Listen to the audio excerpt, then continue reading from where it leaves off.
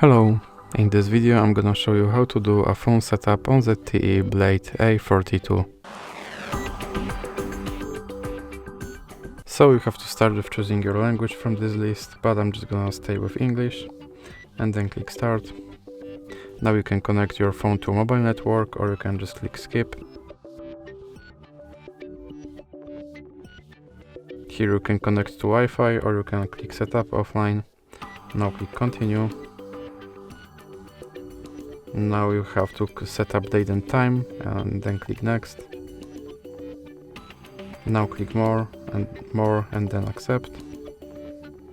Here you can set up screen lock, or just click skip and then click skip anyway. Now click more and then agree. Now you can choose system navigation system. You can use virtual navigation or gestures. Then click all set.